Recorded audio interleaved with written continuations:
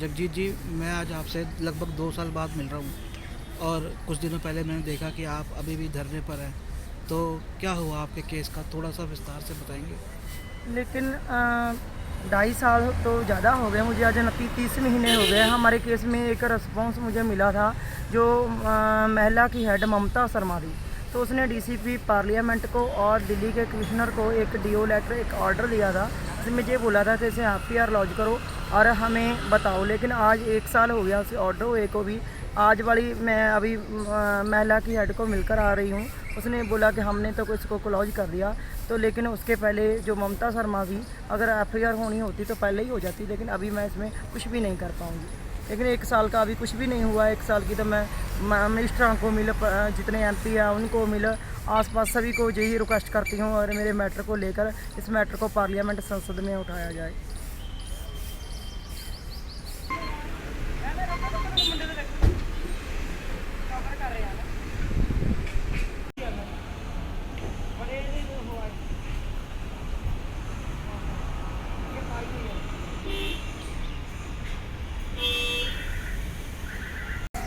तो आप यहाँ पर 2 साल से, मतलब ये तो बहुत तकलीफ़ वाली बात है कि यहाँ पर आप इस तरह से रह रहे हैं और यहाँ रोड के ऊपर, और इतना मतलब अभी तो महिलाओं के ऊपर सशक्तिकरण, उनकी उनकी सिक्योरिटी और उनके साथ कोई अपराध ना हो, लेकिन आपके केस में तो खुद एसएसपी चंडीगढ़ शामिल है।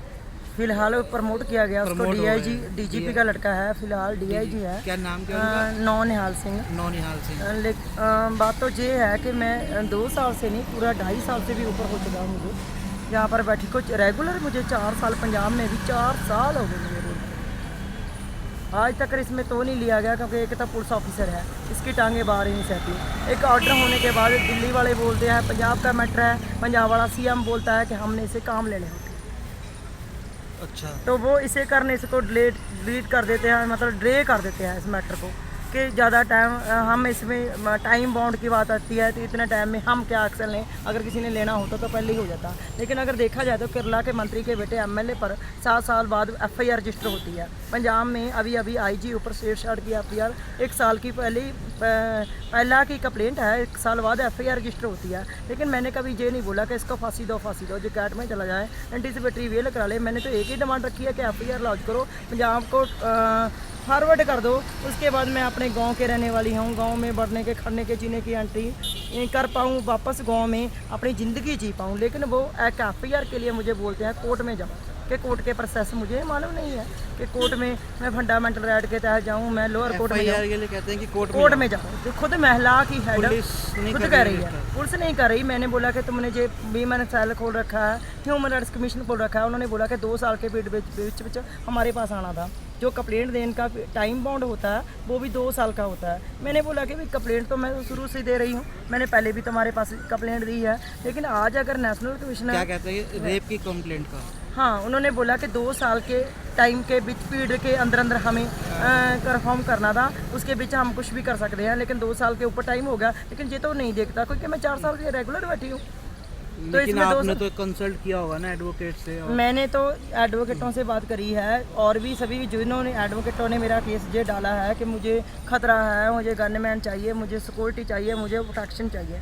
एडवोकेटों ने एफआईआर की डिमांड ही नहीं करी। अगर एफआईआर की डिमांड कोर्ट में हुई होती या कोर्ट में डिसमिस हुआ होता तो आज धरना देने की नौबत ही ना आती। तो धरना कैसे दे पाती? सभी ने बोलना थी ये तो कोर्ट डिसमिस कर गया, लेकिन कोर्ट में तो एफआईआर के लिए गया ही नहीं, इसे कर धरना दे रही हूँ। तो फिर जो प्रधानमंत्री, गृह मंत्री, आपके साथ घटना घटी थी तो उसके कितने दिनों बाद आपने कंप्लेंट करी थी? मैंने उससे दूसरे दिन, तुरंत ही दूसरे दिन 17 जून 2010 का दिन था। कौन सा 16 पुलिस जून स्टेशन था वो? पुलिस स्टेशन था उस टाइम संगरूर सिटी।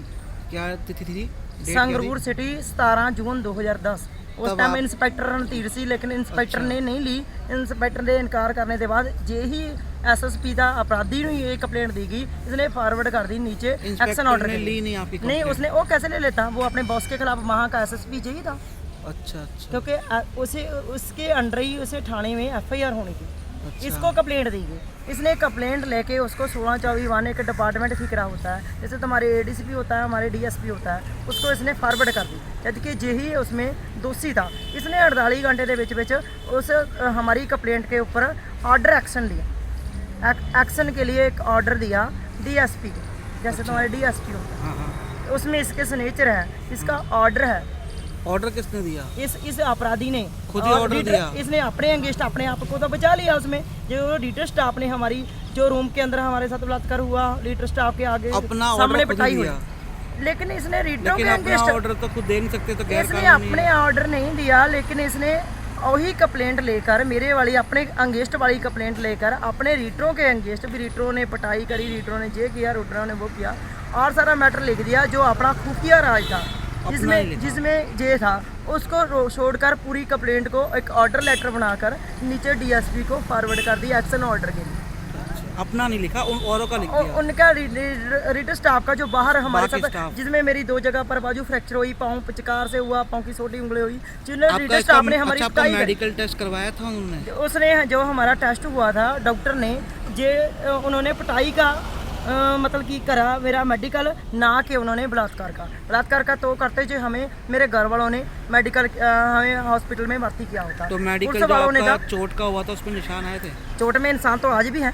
मेरे 2 जगह पर फ्रैक्चर बाजू आई है मेडिकल में, पाँव बचकार से आया, पाँव की छोटी उंगली आई है, चोट के निशान तो आज भी बहुत है। मैंने और भी मीडिया वालों लड़कों को दिया है, पूरी टांगों टूंगों बाजू में सारे ऐसे चोटों के निशान हैं, ये हाथों में भी है, तो मेरे जहाँ स्टैच भी लगे हुए हैं, मेरी पूरी बॉडी पर है। और भी बहुत मीडिया वाले लड़के लेके गए हैं।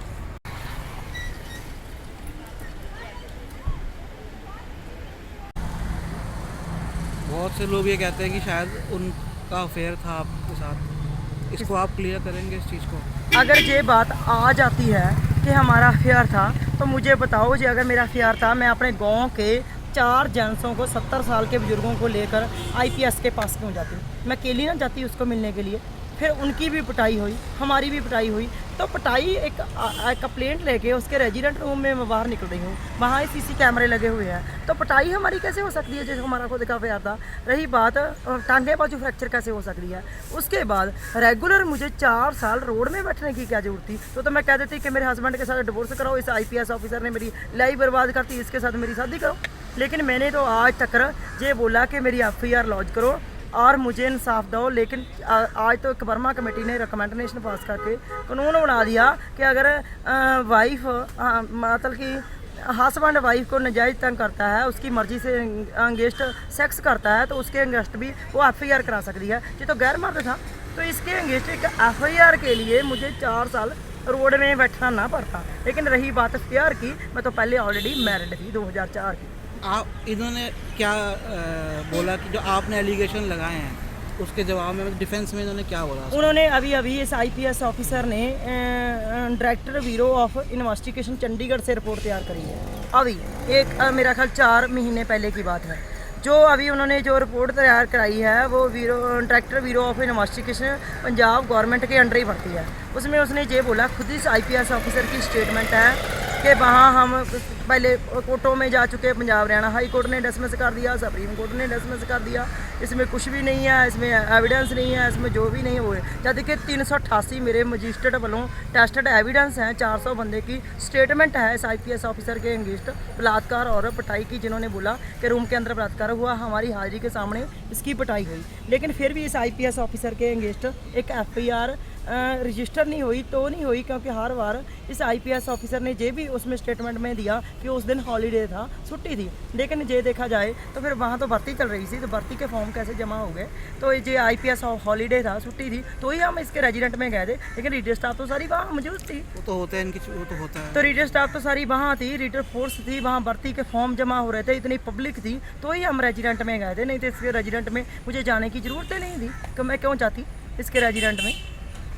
तो रही बात लेशनों की, तो जो 16 जून 2010 को घटना घटी है, तो मैं बार बार कह रही हूँ कि 16 जून 2010 की बात को बार बार दर्शाने की या बार बार कंप्लेंटें करने की, तो दिसंबर 2012 छोड़ दो, 13 छोड़ दो, 14 छोड़ दो, 15 छोड़ दो, मेरे 2010 के मजिस्टर वालों एफिडेविट एविडेंस वो निकाल के देखो जो टेस्टेड है, जिसमें मैंने यही बोला है कि इस IPS ऑफिसर ने जो मेरे साथ बलात्कार किया और मेरी पिटाई करी, ये स्टेटमेंट मेरी और मेरे डैडी की और मेरे 400 बंदों की स्टेटमेंट उस टाइम की है। तो आज तो हर लेडीज कह देती है मेरे साथ बलात्कार हुआ, मेरी पिटाई हुई, हर एक, क्योंकि सभी को जहाँ धरने लगते हैं चंदे के लिए, रक्षण के लिए, राजनीति के लिए, किसी को नौकरी चाहिए, किसी को पैसा चाहिए, किसी को चेक चाहिए। मुझे क्या चाहिए?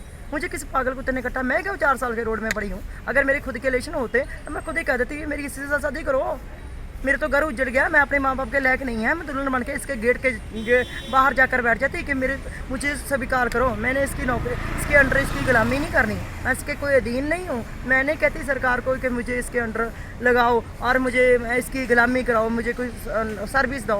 मैं तो विदेश में हूँ ना, मैंने होटल मैनेजमेंट का काम कर रखा है, तो मैं तो 1 लाख रुपए महीने की सैलरी कमाती हूँ। हम तो किसान हैं, जट सिख हैं, कास्ट के, हमारे घर में प्रॉपर्टी होती है, उनकी इनकम आती है, तो हमने क्या लेना देना ऐसे। आपने उन्होंने ये वाला केस SC/ST कमीशन में भी दर्ज कराया था, तो उनकी तरफ से क्या रहा? जो शेड्यूल कास्ट का जो केस हमारे पर डाला था, तो उसमें 2 कोर्ट हो गया था, लेकिन उस कोर्ट में मेरी फेवर में वो उन्होंने मुझे बरी कर दिया, लेकिन उसमें हमारा कोई एविडेंस भी नहीं लिया। उसने जज ने यही उसमें एविडेंस दिया कि इस IPS ऑफिसर ने अपनी रंजिश के कारण ये केस हमारे पर डाला, उसकी कॉपी भी है मेरे पास। अच्छा, SC/ST कमीशन ने ये अपना वर्डिक्ट दिया? SC कमीशन ने नहीं, तो जज ने, उन्होंने मुझे अरेस्ट भी कर लिया था, लेकिन उसको 2 कोड करके उसको कोर्ट में डाल दिया था, जिसमें 4 साल के चलने के बाद अभी बरी हुई हूँ मैं। एक्ट में जो आपके ऊपर मुकदमा इन्होंने डाला, उसके अंदर बरी होगी, उसमें आप बरी हो गए। अभी और जज ने ये कहा कि इस IPS ऑफिसर ने अपनी रंजिश के कारण केस डाला। जी ऑर्डर है उसमें, वो ऑर्डर की कॉपी उस कंप्लेंट मेरे पास अभी भी है। वो एक एविडेंस है सबसे बड़ा। तो हाँ, वो उसमें मैं बरी हो चुकी हूँ, लेकिन 3 केस और पेंडिंग रखे हुए हैं जो ट्रैवल एजेंटी के हैं, जिसमें ये बोल रखा है कि मैं विदेश में लड़कियों को भेजने का काम करती थी। लेकिन ये बताओ, जो मेरी 30 साल की एज थी, जो मैं इस IPS ऑफिसर के अगेंस्ट कोर्ट में गई थी, उस तो मेरे पर एक भी केस रजिस्टर नहीं था। हमारी ज़िंदगी में पूरे खानदान में 7 पुश्तों में मेरे डैडी पर कभी मुकदमा रजिस्टर नहीं हुआ था, लेकिन जब मेरे पर 1 महीने में 5 केस डाल दिए और 3 अभी भी पेंडिंग है। एक तो किसी ने वापस ले लिया, जो डाला था हस्बैंड वाइफ का डिस्प्यूट था, मोटरसाइकिल का डाला था कि इसने मोटरसाइकिल में टांग मारी, दूसरे लड़के वाले मोटरसाइकिल सीन कर ले गए, जैसे कि हस्बैंड वाइफ का डिस्प्यूट चल रहा था।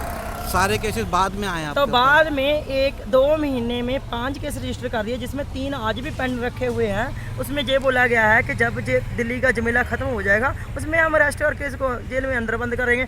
एग्रीमेंट उसमें एफिडेविट वहाँ का जो रणधीर सिंह इंस्पेक्टर संगरूर जिले का, जिसने IPS ऑफिसर के अगेंस्ट FIR रजिस्टर करनी थी, उसके पास एंटी पार्टी से लाए हुए एफिडेविट है। आज वो चाहता है कि उस केसों में तुझे बरी कर देते हैं, तुम्हारा जो पासपोर्ट अरेस्ट किया हुआ है वो तुझे दे देते हैं, तुम विदेश में चली जाओ। इस IPS ऑफिसर का जो बीत गया उसको भूल जाओ, इसको माफ़ कर दो। मेरे धरने पर DG साहब का DA legal, SSP Gurmeet Singh Randhawa और रणधीर सिंह इंस्पेक्टर, कई SSP, कई और जूनियर ऑफिसर, सीनियर भी कह लो, मेरे धरने पर आकर भी उन्होंने ये बोला कि जहाँ इस IPS ऑफिसर के साथ समझौता कर लो। जहाँ भी थाना पार्लियामेंट में नीलम शर्मा NGO है, उसने भी यही बोला कि इसके साथ समझौता किया जाए, इस IPS ऑफिसर को माफ़ किया जाए।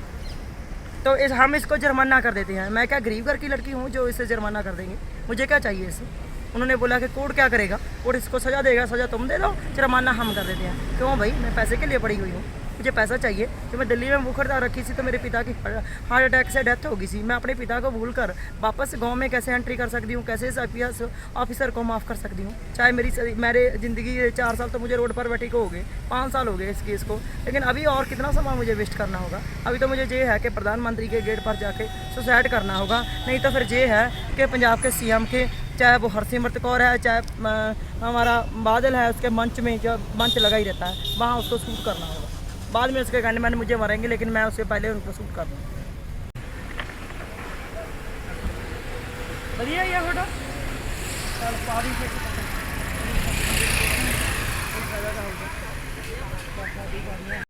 की हो गया। इतने टाइम से आपने धरना दिया, अभी गवर्नमेंट भी बदली है और यहाँ जंतर मंतर पर तो आए दिन कोई ना कोई पार्टी के धरने होते हैं, तो कुछ किसी पार्टी की तरफ से आपको सपोर्ट आया? पार्टी इतनी आई कि हर पार्टी ने जो मुझे एक फ़ायदा उठाया। हर पार्टी को मैं एक लेक्चर देने वाली, उनको एक मोरा मिल गया। उनको बेनिफिट, मेरे से बेनिफिट क्या होगा? अगर पार्टी को बेनिफिट होता तो पार्टी वाले मेरे मुद्दे को लेकर पार्लियामेंट संसद में उठा देते, क्योंकि भगवंत मान संगरूर जिले का केस था आम आदमी पार्टी का। उसने भी इस मुद्दे को पार्लियामेंट क्यों नहीं उठाया? क्योंकि उसकी टांगे बाहर नहीं सहती। इसके सारे भाई, इसकी मदर, इसकी वाइफ, इसकी पूरी फैमिली और इसके पूरे रिश्तेदार IAS ऑफिसर है। तो उनको ये है कि अगर इसका गला घोट दिया तो और कितने और ऑफिसर उठ करेंगे, वो हमारा गला काट देंगे। डर है इनको। मेरे से क्या बेनिफिट होगा? मुझे तो सिर्फ इतना है कि मोरा बनाकर मुझे मंच में मेरी हड्डबीती पब्लिक को सुनाने के लिए, बताने के लिए, पब्लिक का कट्ठ दिखाने के लिए मुझे मैक में मंच दिया गया और मुझे मंच में खड़ाकर भाषण देने के लिए एक जूझ किया गया। मुझे ऐसा भाषण तो मुझे हमारी मैके की हरसिमरत कौर है जो ससुराल की है, तो वहाँ पंजाब में बीजेपी और अकाली की सरकार है, वो तो पहले ही इंसाफ दे रही। दूसरे पासे नवनीत बिट्टू है कांग्रेस का, जो कांग्रेस का है, जो मेरे मैके का, जहाँ मेरा जन्म हुआ, तो उसने भी इस मुद्दे को पार्लियामेंट में नहीं उठाया। उसने भी मुझे आशीर्वाद दे दिया, सिर खोल दिया। 541 वाली लोकसभा के, 241 वाली राज्यसभा के सारे MPओं को मिल चुकी हूँ। 37 MPओं के मेरे पास लेटर है, लेकिन एंड में रिजल्ट 0 आया है। किसी भी MP ने आउट ऑफ स्टेशन के नेता क्या इस मुद्दे को पार्लियामेंट में नहीं उठाया। आपके बच्चे हैं यहाँ पे? नहीं, बच्चा नहीं है। बच्चे नहीं। अच्छा, ये इनका जो रिलेशनशिप है, जो ये अकाली दल से आपने कहा था कुछ? अकाली दल से रिलेशनशिप ये है कि पंजाब के CM ने ये बोला कि ਅਸੀਂ हमने IPS ऑफिसरों से काम लेने होते हैं, जब कि बंगला साहब गुरुद्वारे में एक 84 के कांड के लिए एक प्रोग्राम था। तो जो प्रोग्राम था वो उसमें मैं भी चली गई। तो मैंने जाकर बोला कि सर मेरे पर 84 चल रही है, तो मेरा जो मैटर है, मैं इतने समय से धरना दे रही हूँ, इस IPS ऑफिसर के अगेंस्ट एक FIR नहीं हो रही, नहीं मुझे इंसाफ दो, नहीं मुझे मौत दो, नहीं अपनी पोस्ट पर रिजाइन दो। मैंने बोला जी कुछ भी नहीं कर सकते तो मुझे प्रधानमंत्री को मिला दो। जब मैंने इतनी बात करी तो बोलने के बाद CM तो कुछ भी नहीं बोला। तो जो बुढ़ा CM था हमारा प्रकाश सिंह बादल, डिप्टी CM ने तो बोला ही नहीं लड़का। तो उसने बोला कि हमें IPS ऑफिसरों से काम लेने होते हैं। हरसिमरत कौर ने जो वहाँ की मेरी ससुराल की MP भी है, उसने बोला, उसने एक बना रखी है जो लड़कियों के लिए पता नहीं क्या होता है, एक NGO सिस्टम भी खोल रखा है। लेकिन उसने भी एक MP होने के नाते उसने भी मुझे बोला कि मंच में चढ़ने की और मंच में आकर तुझे बोलने की तुम्हारी हिम्मत कैसे होगी, जुर्त कैसे होगी। और उसके बाद मैंने पूरा मैटर पूरे लोगों को बताया। बताने के बाद मुझे जहाँ गुरुद्वारे का प्रधान जो GK था, उसने मैक पकड़कर बोला कि ये अपोजिट पार्टी हमें डिस्टर्ब कर रही है। तो मुझे बताओ मैं कौन सी अपोजिट पार्टी थी? हमारे घर में तो कालियों की झंडी लगती थी, हम तो कट्टड़ा काली थे, BJP और काली की सरकार है। हमारे घर में तो कभी 3 रंगी झंडी, कभी मायावती का हाथी, कभी आम आदमी पार्टी नहीं लगा था। तो एक काली होकर उन्होंने मुझे इंसाफ नहीं दिया। तो मनमोहन सिंह तो सरदार था, सरदार होकर इंसाफ नहीं मिला। फोटो खींची थी। ज़्यादातर जो हम खबरें पढ़ते हैं तो ज़्यादातर पंजाब से ही आती है कि दलितों पर जाटों ने अत्याचार किए, लेकिन आपके केस में उल्टा है। आप जाट हो, लेकिन अत्याचार करने वाला जो पुरुष वर्ग है वो दलित समाज से आ रहा है, चमार समाज से आ रहा है। तो आपको लगता है कि जो उसको कर रहा है कहीं ना कहीं उसकी जाति की भावना है उसमें ऐसी? ये भी हो सकता है, क्योंकि जो लोग ऐसे होते हैं ना शेड्यूल कास्ट में, वैसे कहने के लिए तो नहीं है, तो दोनों किस्म की दुनिया होती है। अच्छे भी होते हैं, बुरे भी होते हैं, सारे बुरे नहीं होते, सारे अच्छे नहीं होते। लेकिन इनमें एक वर्दी का गुरूर होता है, इनमें पोस्ट का घमंड होता है। जो पोस्ट का घमंड है, वर्दी का गुरूर है। एक पोस्ट भी बड़ी है ना, होम में है जो पोस्टर की है। कहीं ना कहीं एक कम्युनिटी की भावना है पंजाब में, बाकी राज्यों के अंदर भी है। क्योंकि जैसे गुरुद्वारे भी अलग हैं, दलितों के गुरुद्वारे अलग है, फॉरेन में भी अलग है, पंजाब में भी अलग है। और जहाँ पर सिख सरदारों ने तो कम्युनिटी कमीशन अलग बना रखा है, वो सिखों के लिए स्पेशल। तो उसमें और लोगों को, दलितों को मेंशन नहीं होने देते, उनके कंप्लेंट नहीं लेते। लेकिन आपको नहीं लगता जो आपके साथ जो हो रहा है, मतलब जो हुआ, इसमें कहीं ना कहीं जो ये बेनिफिट तो है इसको? अगर इस IPS को इतना बेनिफिट है इसमें, अगर जो मैं जहाँ पर जाती हूँ, जहाँ पर इतने कह लो जो दिल्ली के 9 गुरुद्वारे हैं, उन 9 गुरुद्वारे का प्रधान भी पंजाब का CM है, उसके अंडर ही पढ़ रहे हैं। तो वो अपने CM के अगेंस्ट कैसे मुर्दाबाद बोले, कैसे मेरा साथ दें। दूसरे पासे जो दलित की बात आती है, जो IPS ऑफिसर दलित है, जो जाट है, इस बारे मुझे नहीं मालूम। मुझे ये मालूम है कि जो दलित है, जो स्टार्टिंग में मुझे बताया गया था, कहीं ने जिन्हें मुझे बोला था। तो लेकिन जो अगर दलित है तो ही मेरे पर दलित केस डाला, अगर दलित ना होता तो मेरे पर ये शेड्यूल कास्ट का केस कैसे डाल दिया? लेकिन इसने जो लेडीज ली थी वो मैंने सेल की इंचार्ज खन्ने की थी, वो लेडीज और बंदे जो पाए थे कि हमने ऑफिस में सरेआम ऑफिस के बीच बैठकर चमारों को चमार बोला, जे शेड्यूल कास्ट के लफ्ज बोले, हमने ना जाति कहीं- प्रति हम अपशब्द बोले, तो वहाँ का एक मोहरा बनाकर इसने उस लेडीज को, वुमेन सेल की इंचार्ज को लेकर हमें जेल में डाला। वुमेन, अच्छा जो लोग उनके साथ थे क्या वो भी आपको लगता है शेड्यूल कास्ट थे? जो बंदे उन्होंने पुलिस ले, में या जहाँ पे भी आप गए हो? तो जो बंदे थे, लेकिन वो सारे शेड्यूल कास्ट नहीं थे ना, तो मैं वहाँ पर गई थी, लेकिन वो तो उन्होंने वहाँ से बंदे खरीद कर, जहाँ कह लो भी एक मेरे से, जो मैंने कोर्ट में, पंजाब हरियाणा हाई कोर्ट में केस डाल दिया था, तो मैं इनकी एंट्री नहीं कर रही थी। मेरे घर में पुलिस जा रही थी, मेरे घर में नेता जा रहे थे, मेरे घर में और सीनियर ऑफिसर जा रहे थे, बार बार डीजी साहब का डीएलए के अमरजोत जा रहा था, चंद्रशेखर जा रहा था, तो और कई ऑफिसर जा रहे थे कि जल्दी इसको केस को वो करो, रफा दफा करो, वापस ले लो। तो मैं कोर्ट में केस वापस नहीं ले रही थी, मीडिया काफ़ी इसको कवरिंग हो गई थी, मीडिया में लग गया था। गांव में क्या प्रक्रिया रही इसकी लोगों तो की? गांव के लोगों का बड़ी सपोर्ट रही, गांव के 400 बंदों ने मेरे लिए जैसे एविडेंस गांव भी में तो दिए। अलग अलग कास्ट के लोग होते हैं, उनमें तो कोई इस बात को लेके नहीं, वहाँ मेरे गांव के मेरे पास 388 एविडेंस है, जिसमें सारी कास्टों के लोगों ने मेरा साथ सभी ने दिया। ज़्यादातर जे करूँ भी दलितों तैयार जड़े ओबीसी के कोटे के जितने भी आते हैं सबने साथ सभी दिया। ने दिया। लेकिन हमारे गांव में जो 3 गुरुद्वारे हैं, कुकियों के अलग हैं, हमारे जट्टों के, सिखों के अलग हैं, दलितों के अलग हैं, और जो शमशान घाट है वो भी सभी के ओबीसी कोटे के सभी के अलग अलग बने हुए हैं। लेकिन फिर भी मेरा उन्होंने साथ आपका दिया। साथ मेरा साथ सभी ने दिया, लेकिन मेरे कहने के बावजूद में होना, जो हम बोल ही देते हैं, चूड़े चमार कहने के लिए FIR रजिस्टर तो होगी, लेकिन मैंने तो बोला भी नहीं था, लेकिन मेरे तो उन्होंने भी मेरा साथ दिया, उन्होंने मेरा साथ दिया, उन्होंने भी मेरी फेवर में विटनेस क्या इस IPS ऑफिसर के अगेंस्ट अपने एविडेंस एफिडेविट मजिस्ट्रेट वालों टेस्ट करा के। अभी 4 साल तो हो गए हैं, अब आपने एक केस बोला है कि 7 साल में जाके आया है, तो क्या अगले 3 साल तक आप धरना देंगे? मेरे किसी को 4 नहीं 5 साल हो गए, 4 साल तो मुझे रेगुलर रोड पर बैठी को हो गए। रही बात अगले आने वाले समय में, जो मैं अपनी लाइफ के, अपनी ज़िंदगी के 5 साल का समा 4 साल का रोड पर बैठकर गुजार सकती हूँ, तो आने वाले इतने समय में मैं कैसे ज़िंदगी व्यतीत कर पाऊँ, कैसे मैं अपनी ज़िंदगी जीना नहीं चाहती, कि अपने घर में जाना नहीं चाहती, कहाँ समा वेस्ट कर रही हूँ कि मैं चाहती हूँ कि मैं अपनी ज़िंदगी जीऊँ, मेरे मैके और ससुराल भी अपनी ज़िंदगी जिए, मैं वापस एंट्री कर पाऊँ, जहाँ मेरा जन्म हुआ, जहाँ मेरा ससुराल है, वहाँ जाकर मैं अपने गाँव में, अपने घर में बैठकर मैं अपनी भाई के लिए, अपने घर वाले के लिए, अपनी माँ के लिए अपनी लाइफ और ज़िंदगी जीना चाहती हूँ। लेकिन मुझे नहीं लगता कि संसार मुझे जीने देगा। अगर वापस गाँव की एंट्री कर कर घर में बैठ गई, तो मुझे ताने मेने से लोग वहाँ के गांव की जो खून चर्चा है वो कभी जीने नहीं देगी। तो इसी कारण मुझे तो कोई ना कोई डिसीजन जल्दी ही लेना इस बीच आप घर पड़ेगा। गए जब से दिल्ली में? तो अभी मैं घर से 2 दिन पहले आई हूँ, लेकिन उसके पहले मैं दिन पर रात 24 घंटे दिन पर मतलब कि आंधी तूफान, मच्छर मक्खियाँ, गर्मी सर्दी में जहाँ ही धरना दे रही हूँ। इसने बुरे हाल में मैं रही हूँ, अपनी बॉडी को, अपने शरीर को मैंने इतना कष्ट दिया।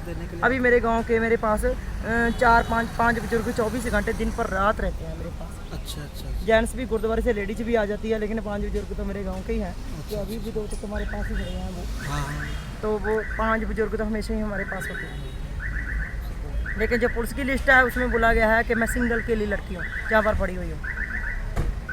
लेकिन मुझे नहीं लग रहा कि पुलिस जहाँ प्रधानमंत्री तक दिल्ली के मेरी कोई रिपोर्ट CM बने केजरीवाल, उन्होंने तो बहुत धरना दिया।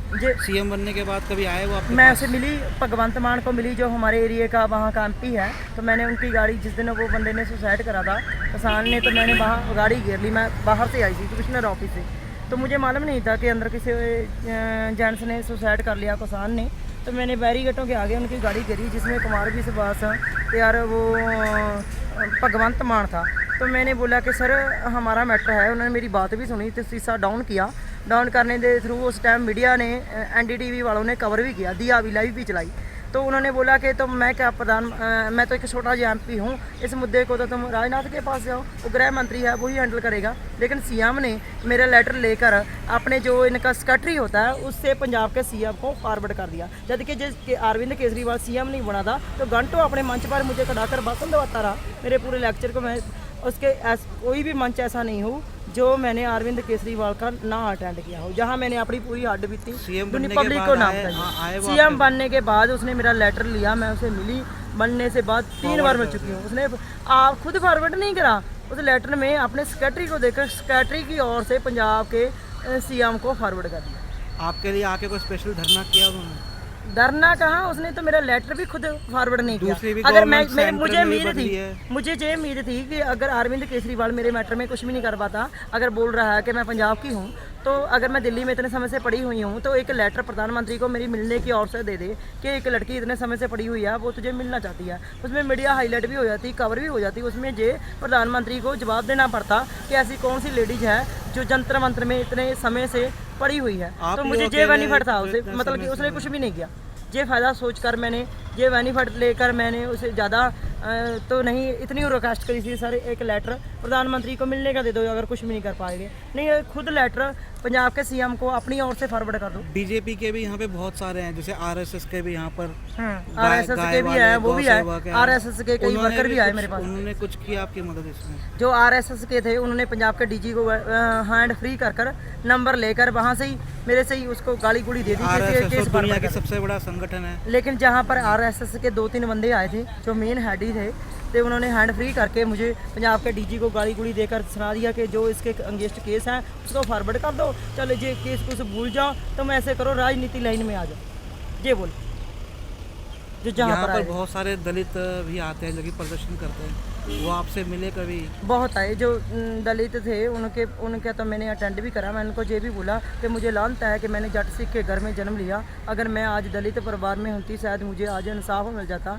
तो अगर मैं सरदारों की होकर भी, अगर मैं पंजाब का सीएम सरदार था, तो मनमोहन सिंह सरदार था, तो कहाँ गुरुद्वारों के 9 का प्रधान सरदार है, ये हमारी सिखों की सरदारों की कौम है, जिसमें हम बार बार सीना तान कर बोल रहे हैं कि हमें कोई हरा नहीं सकता, हमारी सबसे बड़ी कौम है। तो फिर भी मुझे लानत है कि मैंने इस घर में क्यों जन्म लिया, मुझे इंसाफ इसका नहीं मिला क्योंकि मैं दलित नहीं हूँ।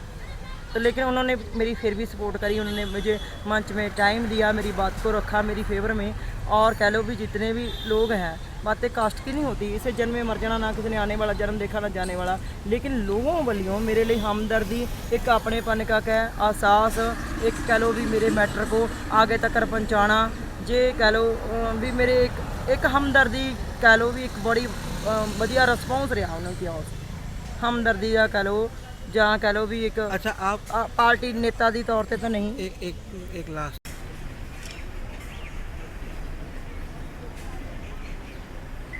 और मैं आपसे एक लास्ट क्वेश्चन करता हूँ फाइनली।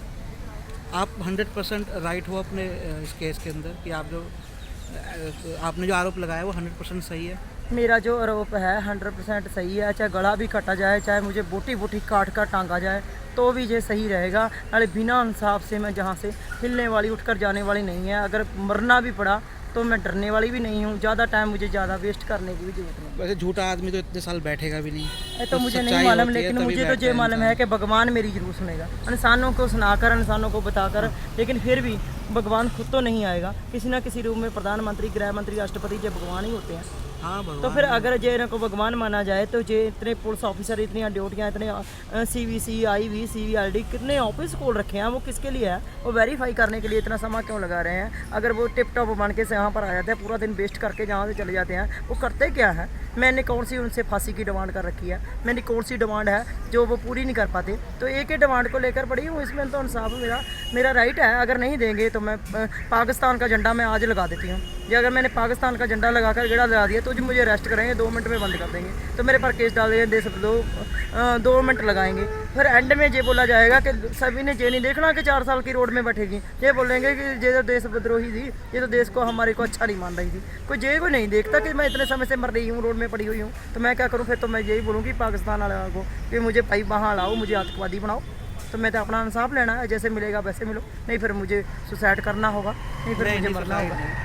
सुसाइड की मत सोचिए, ऐसे नहीं, इंसाफ। कभी कभी तो ऐसा मन बन जाता है, जब मैं प्रधानमंत्री के ऑफिस में जाती हूँ तो वहाँ जाकर मैंने सोच लेती हूँ कि वहाँ जाकर धरना लगाती हूँ, उसके बाद मैं अपना जहाँ का जमीला ख़त्म कर देती हूँ। हाँ, कुछ आगे रास्ता हो तो सुसाइड का नहीं सोचेगा कभी भी, जो क्योंकि आगे के तो रास्ते में भगवान देखेंगे कई बार देखो आज के समय में अगर वाइफ अपने हस्बैंड के साथ कोई डिस्प्यूट हो जाता है, तुरंत बच्चे छोड़कर डिवोर्स देकर चली जाती है, जो तो गैर मर्द है। तो एक गैर मर्द के लिए मैं 24 घंटे दिन पर रात 4 साल से रेगुलर रोड पर बैठी हूँ, तो कौन सा भगवान मेरे के लिए स्पेशल धरती पर आएगा? तो वो भी इंसानों के रूप में होगा। तो मुझे बताओ, हमन मैंने कर दी है, खंड पाठ मैंने करा दिया, 22 बार रैलियाँ मैंने निकाल दिया, नुक्कड़ नाटक मैंने जहाँ पर पेश कर दिए, एंड में रिजल्ट क्या आया? 0 है। यहाँ का न्याय सिस्टम जुडिशरी खराब है एक्चुअली। जे हुण जहाँ की सरकार की नीतियाँ जहाँ जुडिशरी की करांगे वो मुझे इंसाफ देगी, तो ये CBI किसके लिए बना रखी है? जे अगर गृह मंत्री 10 मेंबरी कमेटी CBI जांच सौंप देता तो मुझे संतुष्टि तो हो जाती कि हाँ मेरे केस में कोई बेनिफिट हुआ है, या मेरे केस में कुछ ना कुछ तो हुआ है, इसमें 10 मेंबरी कमेटी तो बैठी है, इसमें CBI की जांच तो कराई गई। जहाँ पर आने का, जहाँ अलाउड कर दिया जंतर मंत्र रामलीला मैदान धरने के लिए, तो जे जहाँ से मिलता क्या है? जहाँ धरना देने के बाद कभी किसी को न्याय मिला? जहाँ तो लोग सिर्फ चंदे के लिए 200 दिहाड़ी के लिए सरकारें तो पड़े बन हुए। जाती है यहाँ पे आके। जहाँ सरकारें बनने के लिए, जहाँ के लोग राजनीति के लिए जहाँ धरने देते हैं, सिर्फ अपनी रेपुटेशन के लिए नहीं, राजनीति के लिए, अपने परिवार की, अपनी आने वाली गृहस्थी के लिए, अपनी लाइफ के लिए, अपने बच्चों का पेट भरने के लिए, सभी अपने पेट के लिए जहाँ पर दहाई देता है, वही जहाँ आकर दुनिया को बुद्धू बनाता है, वही अपने हिंदुस्तान पर राज कर साल रहा से है। तो इतने ज़्यादा बलात्कार के और मर्डर के केसेस बढ़ गए हैं ना, बहुत ज़्यादा बढ़ गए। अगर जे मैं तो न्यूज़ मतलब रिकॉर्ड रखता हूँ रोज का। अगर मर्डर बहुत की ज़्यादा बात करते बढ़ गया, हैं तो बहुत ज़्यादा जहाँ बढ़ पर स्टार्टिंग में नीडो के मंत्री के बेटे का, नीडो का यहाँ पर पत्रकार को कत्ल भी हुआ जला था। दिया हो। हाँ, पत्रकार का भी हुआ, लेकिन जो जे अगर गैंगरेप के लिए जे कानून बना दिया, अगर लड़की मर जाती है उसको फांसी दो, अगर जिंदा है उसको उम्र कैद दो, तो जो जेंट्सों का कत्ल होता है उसके लिए कानून क्यों नहीं बनाया? अगर कत्ल के लिए जो कानून बन जाता तो हिंदुस्तान में कत्ल ही ना होते, तो फिर इसमें कल एक्सीडेंट में मौत होती, कत्ल होने शायद बंद हो जाते, जो कत्ल के लिए फांसी अलाउड की जाती, लेकिन कत्ल के लिए तो नहीं किया। ऐसे बलात्कार के लिए एक फांसी अलाउड कर दी, लेकिन बलात्कार करने के बाद जो कोई लड़की मर भी जाती है तो मुझे बताओ कितनों को फांसी हुई? तो एक FIR सच्चाई की तो FIR भी रजिस्टर नहीं होती। वो जो अगर पुलिस ऑफिसर है उनको अलाउड कर रखा है, वो चाहे नेता से तो वो लड़कियां सप्लाई करें, नेता से चाहे क्या कुछ भी करें, मतलब जो मर्जी गंदगी फैलाए। मैं तो ये कहूँगी IPS ऑफिसर नेता से को लड़कियां सप्लाई करते हैं, वो इतने लंडर हैं, इतने कमीने हैं, इतने बदमाश हैं, वो अपनी माँ को भी चराहे में नंगा कर बेच कर उनकी रोड़ी खा जाते हैं। वो मुझे क्या इंसाफ देंगे?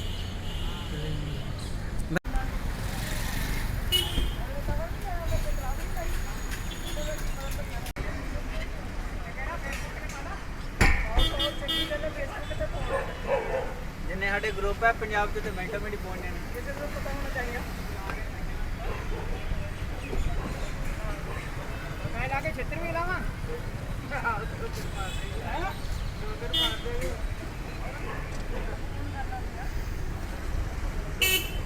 भाई माड़ा या देखियो भाई